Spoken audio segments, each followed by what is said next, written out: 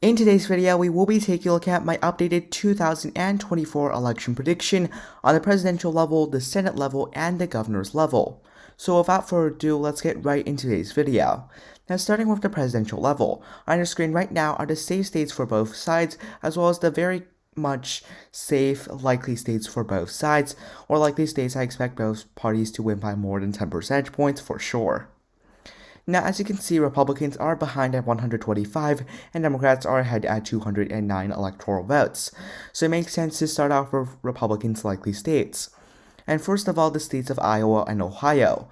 Though Ron DeSantis, if being the candidate, could make both of these states more competitive, I do believe that Trump will be the GOP candidate, and therefore he's going to do very well in both those states. He won in both states by 8 percentage points in 2020, Iowa by 8.2 and the state of Ohio by 8.1.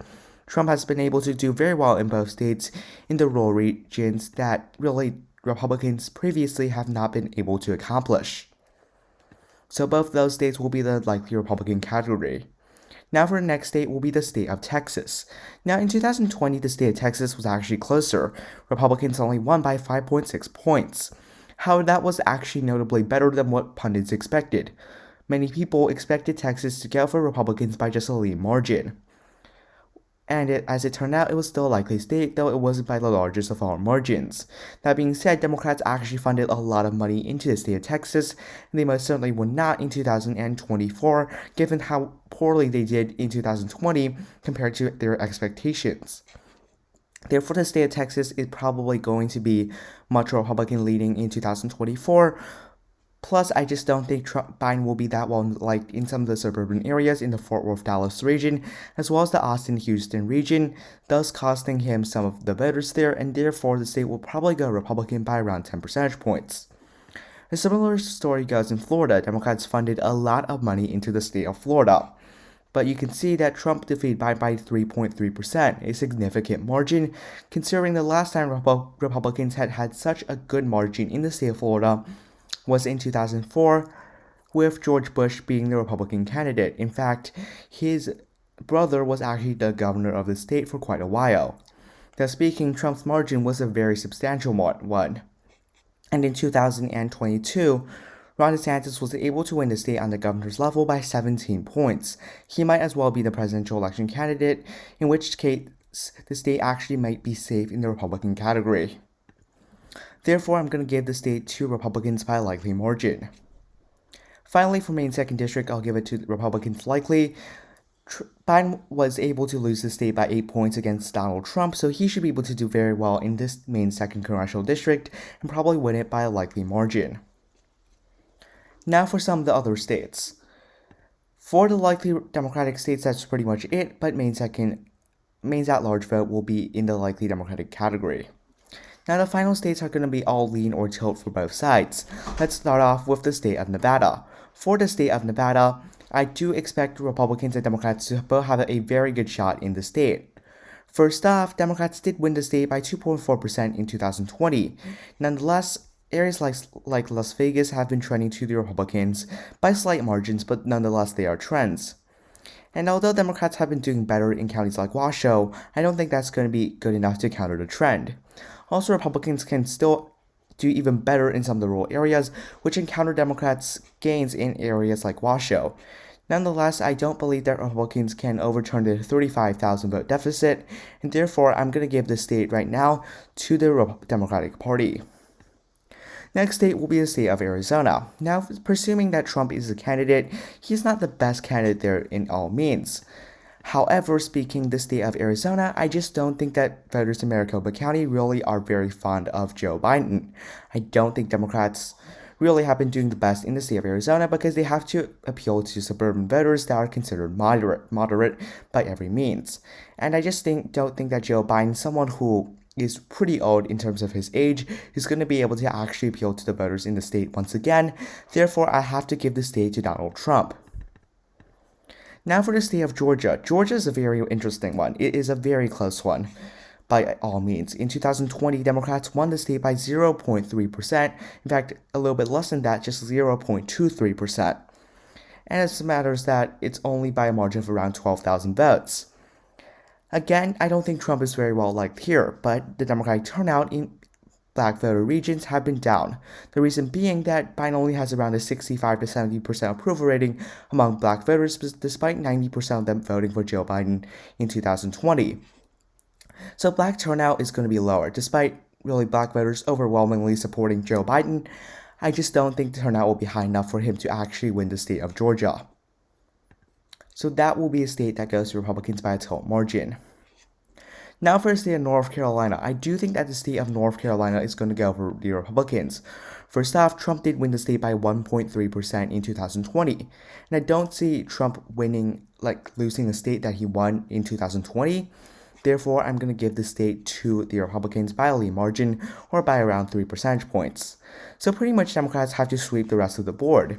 But things do look pretty good for Republicans at this moment. Now for the Nebraska 2nd Congressional District, I'm going to get that out of the way. I do think Democrats are favored because Biden did win the district by 7 points in 2020. Now for the state of Minnesota, Democrats also won the state by 7 points in 2020, similar to the state of New Hampshire. And I do believe Joe Biden is still favored there because the margin was large enough in 2020 for him to probably hold on to the state. And in fact, I do believe he's going to win it by a likely margin, given what we have seen in recent trends. I previously thought the state will trend Republican, now I'm not so sure about that, because the Rust Belt isn't going to vote, in my opinion, that much in favor of the Republicans, to the point I do believe Minnesota will be a likely state for Democrats. I, however, do believe that New Hampshire will be a lean state for Democrats rather than likely, because although Biden was able to win the state by 7, I think many moderate voters, college-educated white voters, will revert back to the Republican Party and therefore cut Democrats' leads in the state. Now for the quote-unquote blue wall, which is heavily needed for Democrats to actually win the election. First off, in the state of Michigan, I do believe Democrats are actually favored in the state of Michigan. For one thing, Biden was able to win the state by a relatively substantial 155,000 votes, and I do think that he will be able to hold on to at least most of that. I do think that counties like Wayne could have lower turnout, but I think Republican turnout won't be very high either. Further, I believe Democrats could do better in the Oakland area, as well as the Kent area, some of the suburbs. Democrats still definitely have room to improve in those areas, and I do think that Joe Biden will do better in those areas in 2024 compared to what he did in 2020. And next for the state of Pennsylvania. I do believe for the state of Pennsylvania that Joe Biden will be able to win the state. For one, really, although, Republicans, they could still make inroads and lesser turnout in areas like Philadelphia or Allegheny, I just don't think Republican turnout will be that high either. Again, in 2020, we saw record-breaking turnout, but in 2024, although turnout will still be pretty high, I do believe it's going to shrink from 2020. Furthermore speaking, I think Joe Biden could do very well in some of the Pennsylvania suburbs because at the end of the day, he is a Scranton boy. He was born in the state of Pennsylvania, and I do think that will help him win over Donald Trump. Further, I just think that many suburban voters are going to be more tired of Donald Trump to actually cast their ballots for him, and therefore I do believe that Biden will win the state of Pennsylvania. Now for the state of Wisconsin, which will truly decide who wins the 2024 general election. Now Wisconsin's an interesting one. At one point, I did believe that Trump was going to win the state. But as things looked, it wasn't going to go that well for the Republican Party.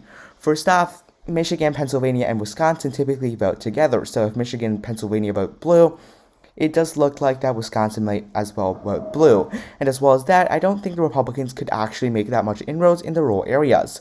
Although they aren't maxed out for Republicans, I just don't think the working class is going to turn out for the Republicans as positively as they did in 2020. And again, although Democratic turnout may be lower, I just don't see Republicans turning out enough voters on their side because, again, a fatigue in the election system for Republicans to actually win the state of Wisconsin. Thus, I'll give it to the Democratic Party. 276 for Democrats and 262 for Republicans. Now moving on to the Senate elections. Now this for sure will look a lot better for Republicans as they're only defending 2 Republican incumbents from losing their re-election bids. And Democrats are actually defending 11 out of the 13 seats. First off, I do believe that both Republican incumbents are going to win, Rick Scott of the state of Florida, and also Ted Cruz of the state of Texas. Now, I don't think that is very surprising. Both of these incumbents are decently popular. Now, Ted Cruz isn't that great for a Republican candidate, but nonetheless, Beto O'Rourke is now much more strict on guns, much more anti-guns, and that's not going to be helpful in a state like Texas, a very pro-gun state. And for the state of Florida, this state is too far gone for Democrats to actually win. Now, before we get too far ahead of myself, I will give Democrats more of their seats because they're trailing currently at just 40 seats, even if you combine the independent Democrats. I'm going to give Democrats the state of Virginia, not very surprising. Tim Kaine going to easily win in the state of Virginia. Another Democrat going to easily win in their re-election bid. In the state of New Mexico, Martin Henrich actually won by 24 points in 2018. That's not going to happen in 2024 because Gary Johnson is not going to split away 15% of the Republican vote, but Martin Henrich should easily win in his race. I also believe that Amy Klobuchar should easily win in the state of Minnesota. Again, Democrats really going to have a cakewalk in that state. For a matter of fact, Democrats won the state in 2018 by a surprisingly large 24 points, and many people actually expected this margin of victory for Amy Klobuchar, very popular Democratic incumbent, not going to lose re-election. Now for the final states, these are the more competitive states, the 8 most contested races that by far in 2024 on the Senate level. First off, I'm going to give some more states to Democrats because they're trailing so far behind. I do believe, first of all, in the state of Michigan, I do believe Democrats are favored. Although Debbie Stabenow will not be running for re-election in 2024 because she has retired from the state of Michigan, I do believe that really Democrats are still favored because I do believe that Joe Biden will win the presidential election in the state of Michigan. That should also carry whoever the Democrat is to victory. And I do believe that because the presidential election victory for Michigan for Democrats are probably going to be relatively large compared to Wisconsin and Pennsylvania, Democrats should be able to win the state of Michigan. Another state I think Democrats have a very good chance in is the state of Pennsylvania. Bob Casey won by 13 points in Pennsylvania. Now, in 2018, obviously the national environment was around D+8, but even if you consider that in, Bob Casey still overperformed 5 points compared to the national average. While in reality, in 2020, the state of Pennsylvania voted 3 points to the right of the national average on the presidential election level. Therefore speaking, Bob Casey is a very good Democratic incumbent. He should also be able to win in the state of Pennsylvania. Another Democrat I do believe will win in the Senate elections. I do believe that Tammy Baldwin will be able to win. She also won the state by more than 10 points in 2018, thus suggesting that Tammy Baldwin should be able to win the state of Wisconsin because, again, she also outran the national average by 2, while in reality in 2020, this state voted to the right of the national average by 4 percentage points. So again, very strong incumbents for Democrats in Wisconsin and Pennsylvania, and Michigan, I do believe that will be a hold for the Democratic Party. Nonetheless, some of the other states Democrats currently hold don't look very good for the Democratic Party. Let's start off with West Virginia. I do believe that Joe Manchin is very likely to lose re-election. He won in 2012 by a very astonishingly good 25% margin in the state of West Virginia. But in 2018, despite the national environment being much more favorable for Democrats than it will be in 2024, Manchin only won by 3.3% against Patrick Morrisey. So I don't think Democrats have any realistic chance of holding on to West Virginia. Joe Manchin might as well just retire because he probably knows he doesn't have much of a chance in West Virginia either. So I do believe that Democrats are probably going to lose in this highly contested race. Again, Republicans are still going to pour in millions of dollars, and so will Democrats, but I don't think it's going to be much of a surprising result that Joe Manchin will end up losing the state of West Virginia. The state voted for Trump by 40 points. At least like a third of Republicans need to vote for Joe Manchin for him to actually win the state of West Virginia. And that's simply not going to happen in such a polarizing environment. Another state that's going to be difficult for Democrats is the state of Montana. Jon Tester was in a fight for his life the first day he was elected. Although he is a 3-term incumbent, the 4th term may just be very difficult. Again, the polarizing environment not going to help Jon Tester. and Republican turnout in a presidential election year will be far higher than a midterm that was in 2018. He also underperformed the national average for Democrats by around 5 percentage points. Although that's not surprising for a Democratic incumbent in the state of Montana, he's just not going to do well enough to end up actually winning the state of Montana on the Senate level. Although I do believe that he'll make the state by far closer, maybe even for the presidential election. Again, the presidential election is also on the ballot, and I don't think enough Republicans will split for him by voting for Donald Trump and then voting for Jon Tester. So for that reason, I do believe that Republicans will win the state of Montana as well. Now moving to the state of Ohio. Now out of the states of Montana and West Virginia and Ohio, the three more conservative states that Democrats have incumbents, Schumer Brown definitely has the best chance. He's in a state that's only Republican plus 8. Now, I emphasize on the word only. It's still a pretty large margin that he has to overcome, and I don't believe he's going to overcome that. Jimmy Renacci essentially gave up because some polls showed him behind Sherrod Brown by 15 points in the summer of 2018. He only lost the state by 7. Now, that's still a significant margin, but considering there's a presidential election on the ballot, and the fact that the state has trended so much more Republican, I do believe Republicans will be able to win the state of Ohio. I don't think that's much of a surprise. Republicans will probably win the state, because this is, again, a presidential election map. Now for the state of Nevada. Now, Democrats actually was able to flip that state in 2018 from Republican incumbent Dean Heller, who lost the state by 5 points, a surprisingly large margin, considering FiveThirtyEight had this race as a toss-up going into election night. Again, I do believe Jackie Rosen should be able to win re-election. I don't think that's too surprising, because she was actually able to do very well in Nevada in 2018. Because although, again, this was a very favorable election for Democrats in general, I do believe she still did very well because she was against an incumbent that Trump had really campaigned very hard for, and ultimately Jackie Rosen came up on top by 5 percentage points, a likely margin. Therefore, I do believe Democrats will win the state of Nevada. Now for the state of Arizona, this is very tricky. Kyrsten Sinema, as an independent, is actually running in this state. So that makes this race a lot more interesting. She's going to garner only around 15% of the vote. She's going to come in dead last out of the Democrat, Republican, and herself. And I do believe because he was previously a Democratic incumbent, she's going to split more votes away from the Democratic candidate rather than the Republican candidate. And that's going to hurt the Democrats tremendously.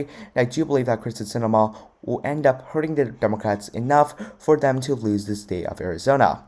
So overall, it will be Democrats 45 plus 2 independents that side with the Democrats versus Republicans at 53. Now for the governor's level, we don't have much to talk about here. There's only 2 semi-competitive races, and really just one truly competitive race. Now in the state of Montana, incumbent governor of the state of Montana, Matt Rosendale, is probably going to win re-election, considering there's not really a strong Democratic challenger unless Jon Tester chooses to challenge him in that state, which is not going to actually happen.